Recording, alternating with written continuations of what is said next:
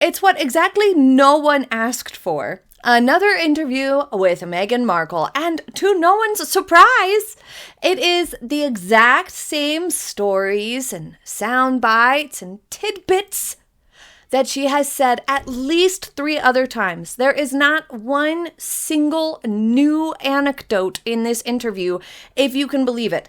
I have read it, skimmed over it very quickly, and I'm going to go through it with you today. But before we get into that, I would like to invite you to subscribe if you have not yet already. Click that hype button and the like button, but only if you want to. So, my first impressions, why are we enduring yet another Meghan Markle interview? She is one of the most disliked known figures. She has nothing new going on, and everything she's been doing is flopping and failing. This is a woman who, remember, is only famous because of who she married. Like, we only know who she is because of who she married. If she was still just like on her normal trajectory, she would just be, like a normal TV actress. We don't get these types of persistent, incessant interviews from TV actresses or actors. Like, it doesn't happen. You know why? Because they are not that level of celebrity. And so the Meg is only at the level of fame or known personness, infamy, because of who she married. Therefore, this interview and the things in it are as banal and boring and plain and repetitive as you would imagine, because she is not famously infamous on her own merit. Nay, it is just because of who she happened to marry. Name association only. Therefore, there is nothing good here in this interview. It's getting hard to review these because it's all the same stuff we've all heard before and there's nothing new. So then it becomes like, what are we all doing here? Well, Harper's Bazaar is trying to get a little publicity and they're doing the Meg a big favor. And the Meg is trying to drum up some additional attention as per usual, but especially because the trailer for her Netflix series just dropped and I have a separate video talking about it, but it is like at a 90% dislike ratio right now. Everybody's putting thumbs down on it. Nobody wants it. Nobody wants to see it. And this interview being published at the exact same time, the same day as the Netflix trailer dropped, is not a coincidence. It is burying that trailer, which is weird because Netflix are the ones involved in that trailer. And the last stand for With Love Meghan, the last glimpse of it that we're going to have to endure with the holiday special. And so why would Netflix want it overshadowed by this interview? I don't know. I imagine they would assume that this interview would actually drive more attention to the Netflix trailer and this short little Christmas special that she's putting out, holiday special that she's putting out. I assume that they thought it would, like normal publicity. Like when an actor has a big movie coming out, you see them get more publicity, more magazine interviews or covers or photo shoots, like these types of things happen when a celebrity has a project coming up. But the Meg's paltry little holiday special on Netflix, after they've already canceled, broke ties with her, and they're not going to be helping her with As Ever going forward. They're not willing to put it in their brick and mortar stores. We're diving into greater detail on that bit of news in the separate video that should be up within the next day or two. So after all the failures and rejection from Netflix, you would think that they're trying to get a little publicity for the With Love Meghan thing, but because everything Meghan does is so boring and plain and nobody wants it and there's not really any appetite for more Meghan, both the interview and the trailer are not going to get good traction, and they're not going to help each other. And also, when a celebrity has a big movie coming out, the same cannot be said for the likes of Meg's silly little Christmas holiday special. It's not a big deal. You know what I mean? Like, it's not something people are excited about. It's not some big thing in her career. It's a flop. I mean, people have rejected it. Every single review of it is negative. So I don't understand what's happening. I don't understand why we have to endure more of these repetitive interviews, but here we are, repeating the same exact stuff that we have heard every other interview she has had this year. Literally everything is the same. I saw People magazine put out an article covering this article in Harper's Bazaar, which is just, this is the media these days. I'm going to write an article about someone else's article. But they say it's a rare insight. I'm sorry. What is People magazine's threshold for rare? Because mine is like when we get to hear from Catherine, Princess of Wales, or Prince William in an interview, it's rare because it doesn't happen very often, okay? Harry and Meghan do interviews constantly. It is not rare. And it's not rare for them to give insights into what they're doing at home because they're divulging that information constantly. It is constant. We do not go 1 week without a post, an interview, a podcast spot, an appearance, or a project announcement, or just a project from Meghan or Harry. Like, we don't. We don't go 1 week without something from them. Ergo, none of it is rare, which actually is a really bad thing for Harry and Meghan because, like I said, they're not celebrities who are famous for their talent or accomplishments. They're just famous by name association, which they trashed and rejected and, lied about all these things. So that whole thing is a big pile of hypocrisy on its own.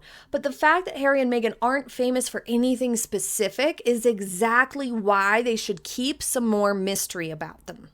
Because all these not rare, rather consistent, regular spills of information and appearances and all this stuff, the getting attention constantly, is damaging their image overall because they're oversaturated and all of those things that we've talked about before. They contradict themselves, they set themselves up for failure, all that stuff. But also because then there is no mystery about them, so nobody's curious about them anymore, so nobody pays attention. I would bet this Harper's Bazaar magazine cover is one of their lowest selling covers of the year. Because people don't want to buy this magazine cover. They don't want to buy an interview with the Meg because it's the same exact interview we've heard before.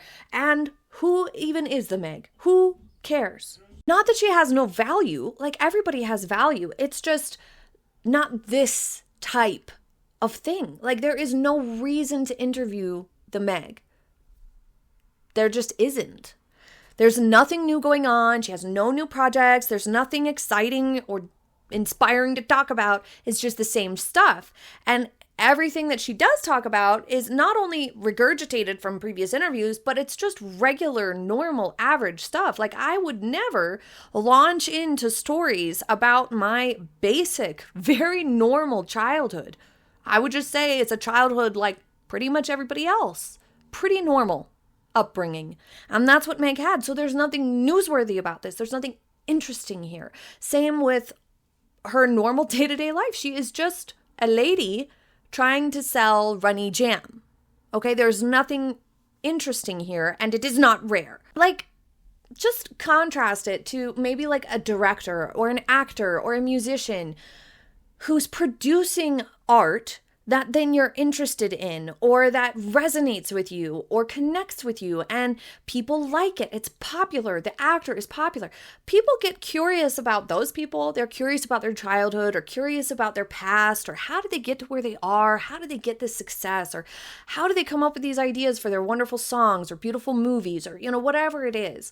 People want to know more about them and their life and their background, even if it is pretty normal stuff, because those people are making art that we then consume and connect with on some level, typically. Like, if it's popular, usually that's because people connect with it. It resonates with people. People like it. People think you're very talented, and then they might be curious. Like, hey, how did you find yourself here?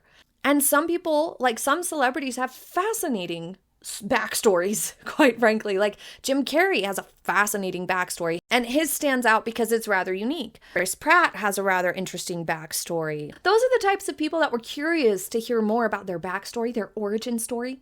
The Meg's, not so much. And it's not out of dislike or something weird like that. It's just like, why? She was just like a normal human being, not super successful actress or anything like that. She was Just, we know about her because she married somebody famous. That doesn't inherently make you more interesting. What is happening? Anyway, let's move on to some of these pictures because they are rather uncomfortable. I don't care for these photographs, really. These pictures of Meg. It says here that the story is by Caitlin Greenidge, who, you guys, this Caitlin lady is all up in Meghan's business. She is sickly sycophantic in this at certain parts, but she also points out specifically multiple times that someone announces the Duchess of Sussex before Meghan walks into a room multiple times while putting together this story. You guys, Meghan has somebody enter a room before her and say, Duchess of Sussex, and then the Meg walks through the door. This happens multiple times throughout this story, throughout this interview. And at one point, the writer even points out, even though I'm pretty sure we are the only two people in the room, somebody still announces the Meg is walking into the room. What is this? The insane level of ego to do that.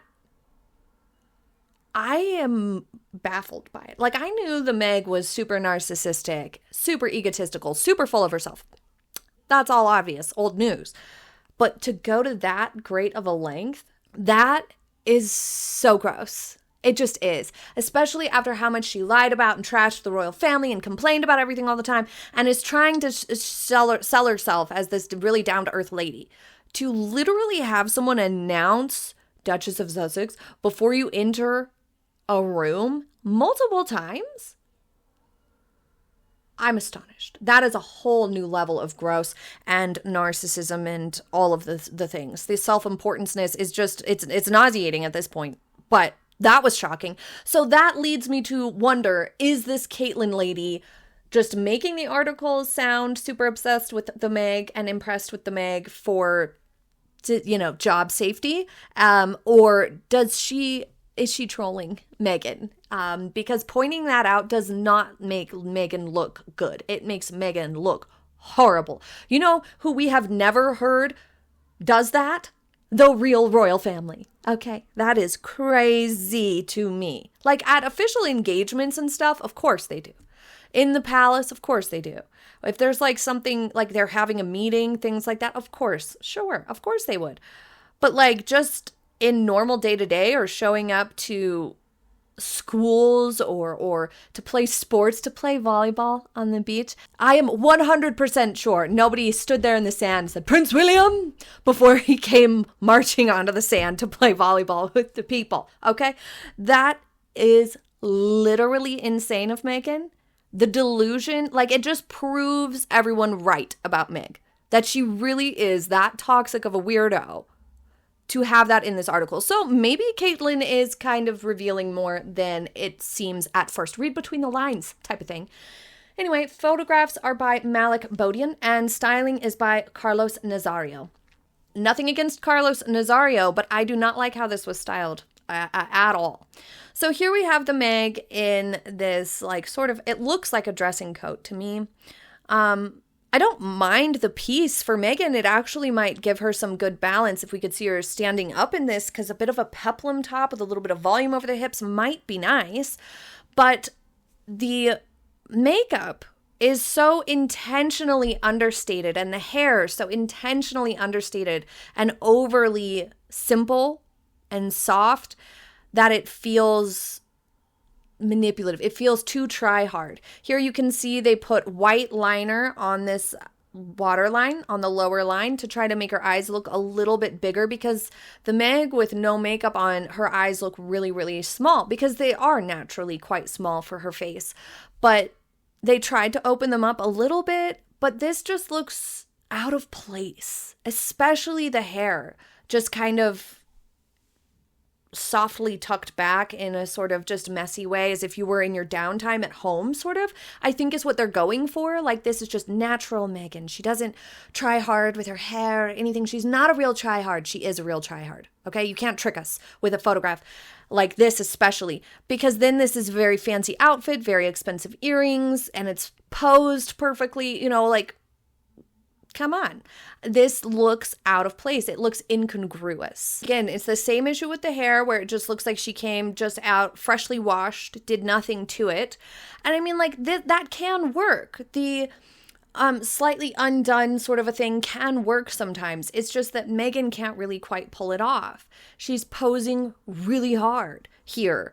And it comes across to try hard. Plus, with what we know of Meghan, of all her different eras, of trying to sell different versions of herself, it just feels like she's trying to push a certain narrative. She's trying to do this photo shoot that's just as glamorous, just as pretentious as all the rest, especially with somebody there whose job specifically is to announce your title before you walk in the room. Okay, the level of pretentiousness of that, it's coming through in these photographs, despite her trying to look like she's like, oh no, I'm just totally natural, totally just me, how I am, in these glamorous clothes, glamorous jewelry, and posing super hard. Like, it just doesn't work. It doesn't fit together. Something about these photographs feels so uncomfortable to me. This in the giant man shirt, messily rolled up. I mean, I guess the most we can say here is it's on brand for the Meg, okay? But even just this look here, it almost looks sinister to me. Do we have a smile yet? Have we had like a real smile yet? No smiling. Okay. And then we have this one, terrible. This huge trench coat, the black turtleneck, the layering and all of that. It's heavily styled.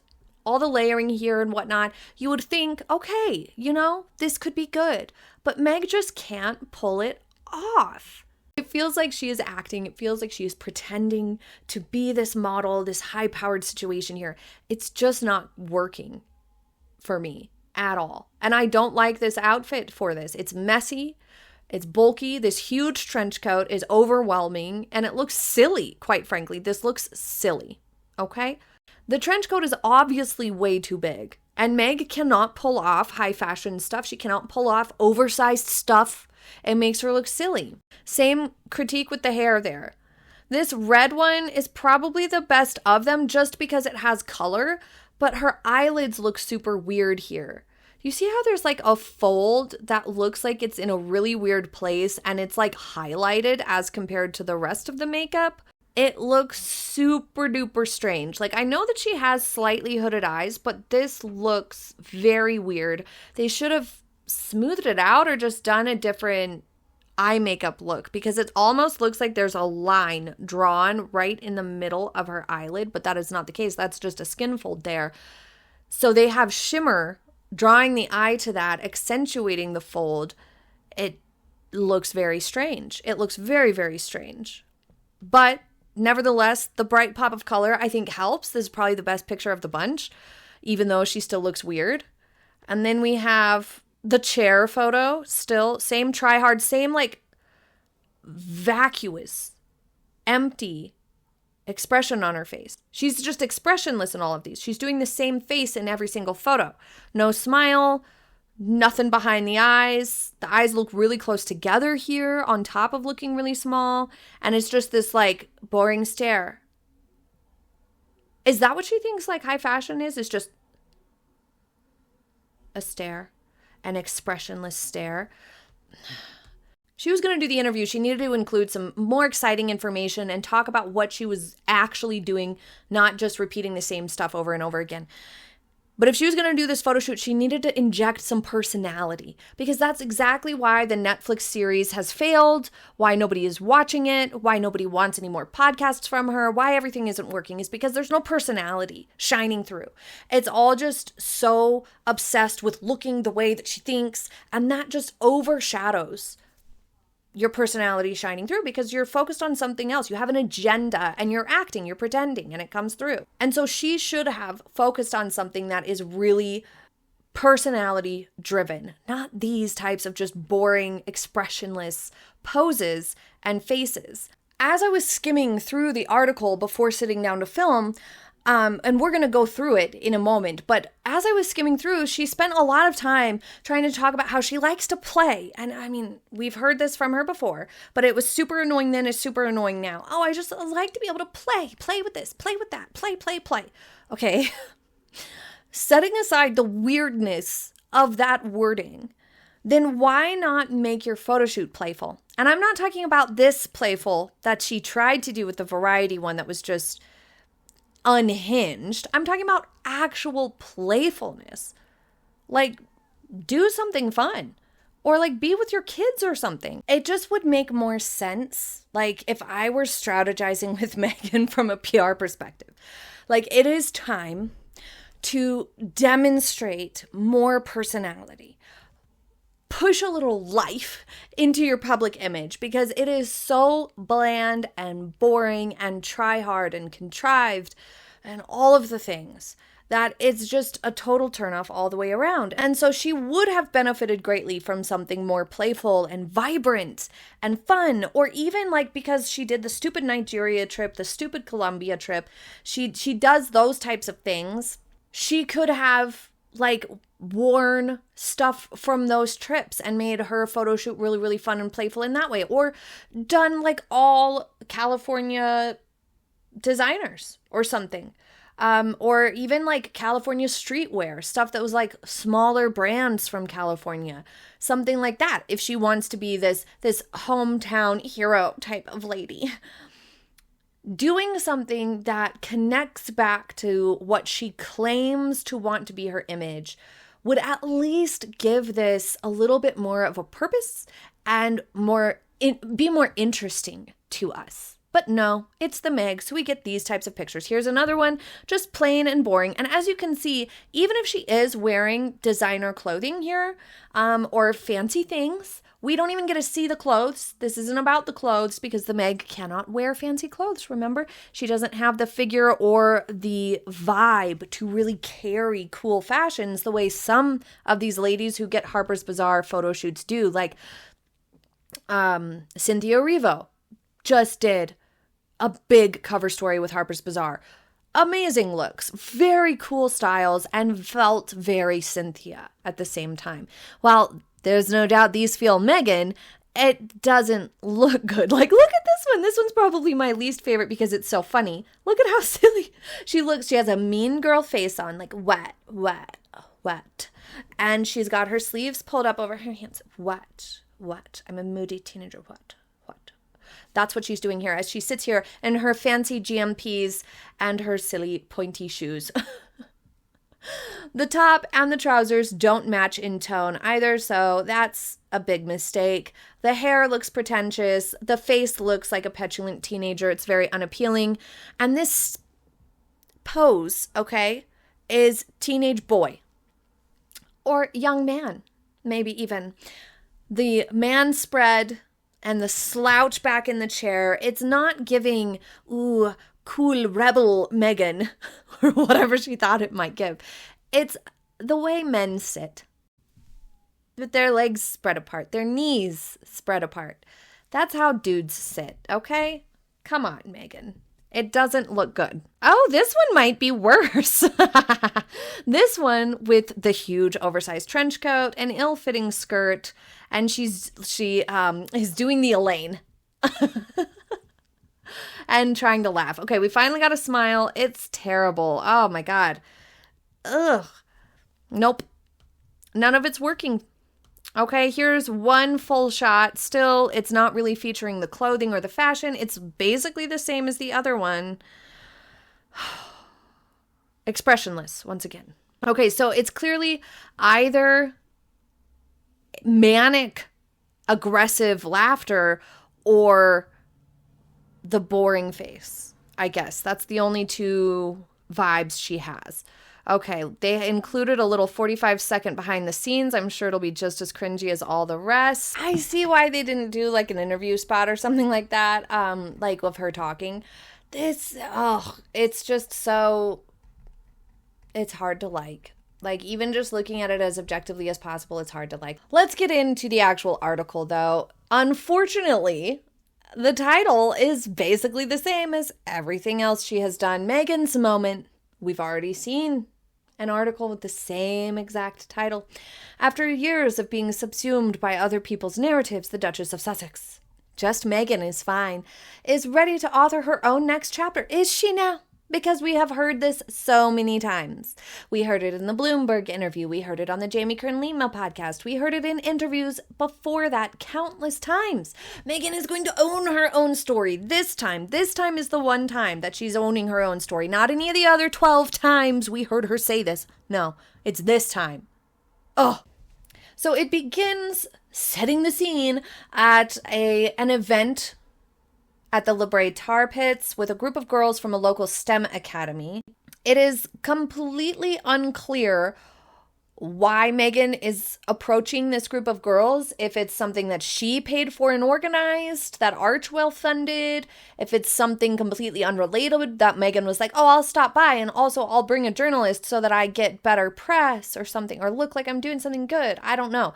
There's no explanation. So I do not know the backstory. Forgive me. But a golf cart pulls up, the gravel crunching beneath its tires. The Duchess of Sussex, someone in the scrum announces. See, this is what I'm saying. She's making people announce her and using the title. That is super shady to me. She's not a Royal Highness anymore. There's no need to use her title. And she is functioning in America. She lives in America. She's doing all of her stuff in America. There is literally no grounds for this. It's kind of shocking to me. Meghan descends. Ah, yes, from way up here down to the plebs. This immediately is making Meghan sound super snooty. Dressed in wide-leg trousers, what else? GMPs pulled up to the boobs, I bet. And it goes into Meghan rehashing how she used to live in LA. We know. We've heard it before. Isn't that funny that we've actually already heard these things before? Apparently, Meghan graciously asked one of the children about her nails. She asked another about what she's studying. When a girl mentions her love of languages, Meghan lights up. I'm learning French on Duolingo, she says proudly, adding that she just hit a 90-day streak. Neat. So the Meg is obsessed with talking about herself and taking over a child's opportunity to share, even with children, not just grown-ups. With children, too. She will hijack it. Then they launch into a brief backstory, as if we need to hear it again, of how she had the TIG, and then she met Harry while she was an actor on Suits, and then, voila, she was a royal. We know the story. We were here. Okay. And then they say that, I don't know if this is the author's interpretation of events or something Meghan said. It's unclear, but saying that in Megxit, throughout Megxit, Meghan lost her agency and her humanity. I don't think so. She followed Megxit up with multiple petulant statements to the media, arguing with the Queen of England. We could all lead a life of service, those types of things. Remember that? And then did the Oprah interview and signed all these deals with Netflix and Spotify and stuff. She did not lose any agency or humanity at all. None whatsoever. So I don't know what planet these people are on, but it's not realistic and it's manipulative to the facts. Meghan understands her voice better than any producer could put it out there, says Terry Wood, former executive VP at Harpo. Wood executive produced the Oprah interview with Meghan and Harry after they stepped back from the royal family and worked with Meghan on archetypes. She knows how she comes across and she knows how she wants to connect. She understands that so much has been written about her that when she does something, she wants to break through that noise so people see that she is authentically trying to be herself. Okay. Meghan doesn't actually understand how she comes across. Clearly. Obviously. If she did, she would stop sounding so pretentious all the time, and she would stop lecturing people, and she would stop sharing so much about herself, because there is nothing people want less than to hear more about Meghan as a human from Meghan. Because every time Meghan's talking about herself, she's conveying that that you need to see her exactly how she wants you to see her. Not that you can just make your own judgments, which is what we all do. And it's not natural to just take someone's word for it when they're like, no, I'm not here to do anything weird. Why do you want me to think that you're not here to do anything weird? You're probably trying to do something weird. It just automatically does that to us. So Meghan always trying to push this, I'm so authentic. I know, no. It's just making people think the opposite is true.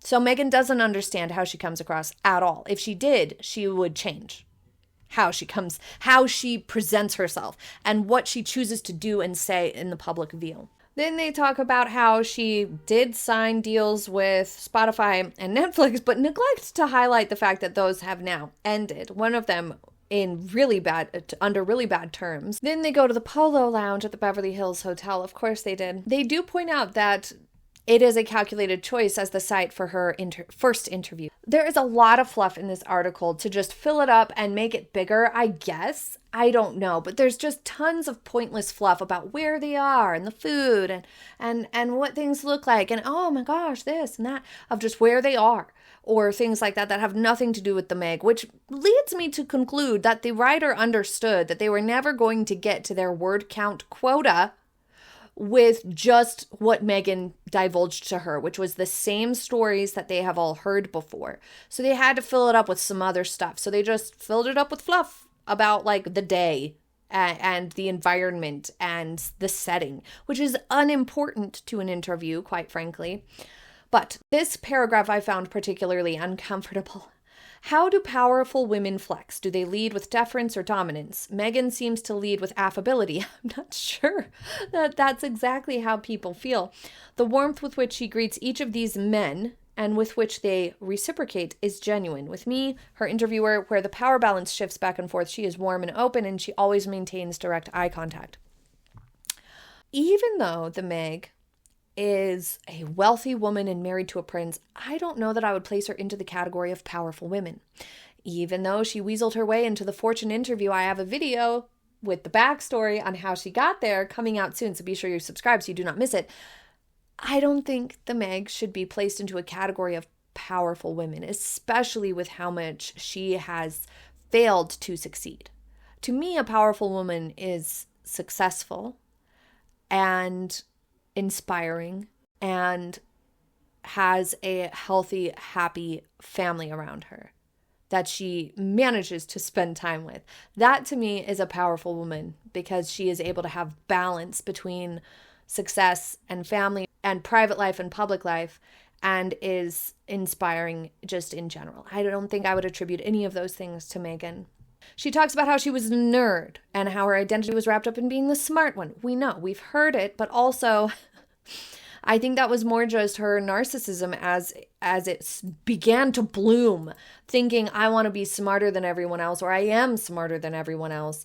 And that's where her narcissism was born. I don't think that she actually was. It's not like she was valedictorian. Meghan claims that she had the personality type of I can help coordinate, I can help organize, I can help facilitate. I think I'm probably the same now. That's just code for bossy. And, you know, a lot of us go through a bossy phase when we're children, but you are supposed to be coached out of being straight up bossy and into understanding what a leader is, which is not just bossing people around, it's connecting with them and also walking the walk so that then they will want to follow you naturally because they can see your success. Meghan does not have success. They bring up the dish soap story again. You see what I mean, you guys? This is all stuff that we've already heard about. They talk about the LA riots. Meghan says that it was cinematic in a way I don't think many people can understand. It was so visual, smoke everywhere, people driving around, blah, blah, blah, blah, blah. She's talking about stuff that she saw during the LA riots, which her father, who had custody of her at the time, says that they were out of town when the LA riots happened. And I think that they were saying Meghan, I think they're saying that Meghan was 11 when the LA riots happened. I'm sure you guys would dispute what age she was when the LA riots occurred. But she says it was scary, but Ellie survived it. It's resilient. And I'm still confused why Meghan's talking about it as if she was there when, according to the adults in her life at the time, she was not in town. So now we have a little bit of a backstory on how Meghan reconnected with Kelley Zafin, I think is how you pronounce her name. They met when they were in their 20s, but now they are have reconnected. In 2022, Meghan reached out after she found out that Kelley's son had passed away, which I could understand reaching out to an old acquaintance, someone you haven't spoken to in many years, during a tragic time to be like, oh my gosh, I'm so sorry to hear this. But at the same time, it feels a little uncomfortable and a little dark that Meghan used that as an opportunity to lure Kelley back into her life and present her as a long-term friend that she's had forever, because that's what benefits Meghan. That is the dark side that is possible. There's a possibility that is what was going through Meghan's mind, as horrible as that is to think or say. My heart goes out to Kelley for what she has had to go through. But I didn't realize that they hadn't spoken, that Meghan reconnected with Kelley when Kelley's son passed away. Some people could view that as Meghan being opportunistic and perhaps even a little bit manipulative to swoop in during someone's tragic time and benefit from the appearance of having a long-term friend when they hadn't spoken in many, many years. And that's what communal narcissists are like, and what a lot of people think Meghan and Harry kind of show tendencies of that at times. Then they talk about women seeking self-actualization through work. Meghan talks about how she likes the community of work and connection. Meghan says you should do what works for you. Well, unfortunately, most people don't have the luxury of doing what works for them. They have to find a job and work really, really hard to be able to keep their lives afloat and their family afloat. When people start to see your work ethic and really understand how dedicated you are to things, how you are in one place, I believe, is how you are in other places. So for me, that's how I show up when I do potlucks at my kids' school. That's how I show up when putting a party together for my friend who just had a baby. That's how I show up in my business. So Meghan's just talking about herself again and how excellently she shows up. That's for other people to say about you, Meghan, not for you to say about yourself. And it doesn't really tell us much about her work ethic. Ultimately, this also feels like it falls into the category of communal narcissism, of I want to be seen this way. So I go an extra mile when I put together a party or show up at my kid's school or at work. I'm showing up in a specific way so that then I will achieve praise and adoration and status in these groups and in these spaces, and show everybody how much harder I worked on this thing. It's not about that being natural or just wanting to contribute from a genuine place. It's about wanting credit. That's how that reads to me. When they talk about fear of failure or what Meghan has learned from her mistakes, she deadpans. You learn not to do it again. Then she clarifies, if it all goes swimmingly, you don't learn from it. If you don't learn anything, you're not going to grow. I'm a mom with kids at that age where they are constantly learning something new. I can give myself the same grace as a founder. There's no such thing as perfect. I too get to make mistakes. There's also not a lot of fun in trying to be perfect, so why try to do that if you want to have fun? She didn't really answer the question. What have you learned from your mistakes? Has not been answered. Meghan completely deflects, besides saying you learn not to do it again, but not Meghan. Meghan repeats her mistakes a lot, and then she talks about, in general, learning from mistakes, what that means, and gives examples of that with children and stuff, and just talks about, oh yeah, learning in mistakes as a general talking point. She doesn't actually say that what she has learned from her mistakes specifically.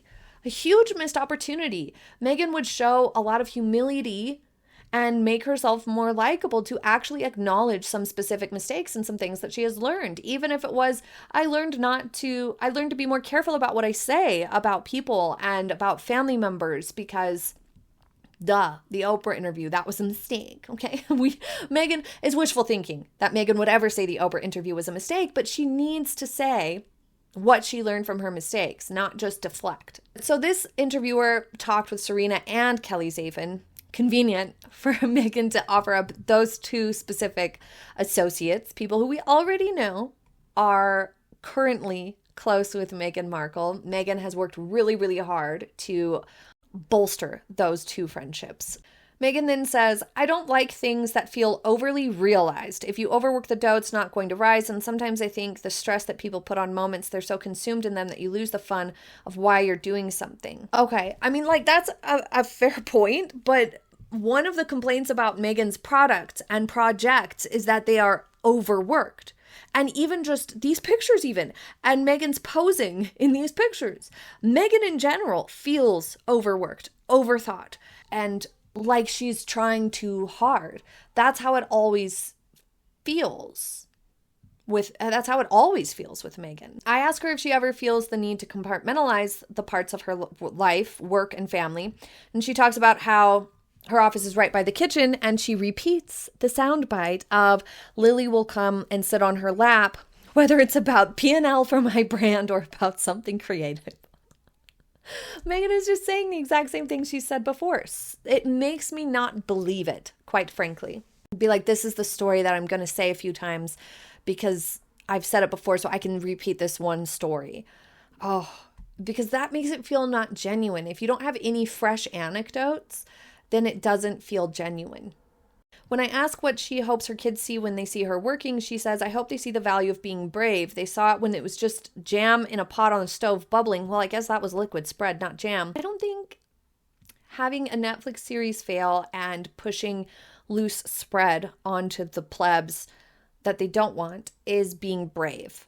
Maybe like work ethic or the value of following a passion, if that really is her passion, might have been a better answer here. Then they meet up again a week later in New York on the same day that she did the Project Healthy Minds gala. And they are in a grand brownstone on the Upper East Side that belongs to one of Meghan's friends. The speculation is that it is Blake Lively's place. And that would not be a good association for them to have. But apparently Blake Lively and Ryan Reynolds have really good security and they live in New York City. So puzzle pieces. I don't know. I understand the speculation here that it might be Blake's house. And the fact that Meghan doesn't want to divulge whose house it is makes it all the more obvious that one of these parties, either Blake or the Meg, doesn't want to be associated with the other because both of them currently have trash reputations. But once again, somebody announces the Meg's title as she enters. Her version of events has now been shared because Pier Paolo gave away his side of the story after Paris Fashion Week. So now the Meg is giving her side. She says that we've known each other for years. He said they've just been texting for a while, which was said in a way that made it sound like Meg texts him. And she says, I was excited for him. I reached out and I said, happy to come and support you. We kept it a secret and it was really fun. So she's trying to save face a little bit and be like, I didn't specifically ask. I said, I'm happy to support you. That doesn't mean she didn't ask beforehand. Pier Paolo made it clear that Meghan asked to come. And there's that word again. I guess fun is what they mean. I love being able to do both, Meghan says, to play in the sandbox with my kids and play in the front row at a fashion show. She wasn't playing in the front row of a fashion show. She was sitting there watching the fashion. And remember, fashion is not funny. And the Meg laughing at the model that fell was super gross. So this was a tacky thing to say, tasteless thing to say. I think the moment you start making all your personal decisions based on external judgment, you lose your authenticity. You would, yes, but also if you're constantly conniving and everything is contrived and manipulated because you're trying to make it seem a certain way, then you're also losing your authenticity to Meg. I hate to break it to you. Meghan says, I think my boundaries became stronger once I came into the public eye. You find different ways to protect yourself, whether that's self-preservation or it's just growing up. Okay, calm down. The Meg could very easily have protected herself by just learning and accepting more help when she did come into the public eye, as she got with Harry. She could have accepted more help and learned more and educated herself more and took it a little slower, but she chose not to. So, I mean, like, own your mistakes. Take things a little slower. This is another paragraph that I found very, very strange. She puts her hand on her heart when she talks about her husband. He loves me so boldly, fully, and he also has a different perspective because he sees media that I wouldn't. No one in the world loves me more than him, so I know he's going to make sure that he has my back.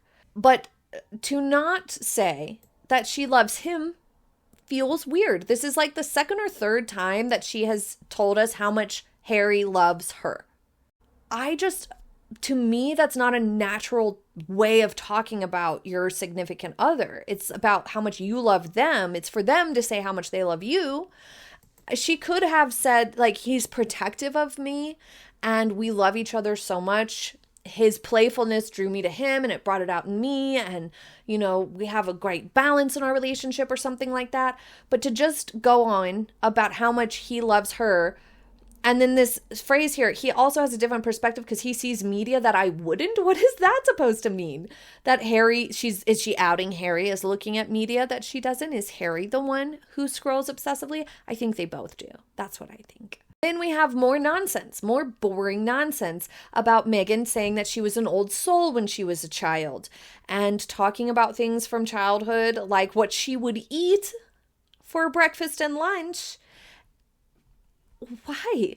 Who cares? Why waste your time like this?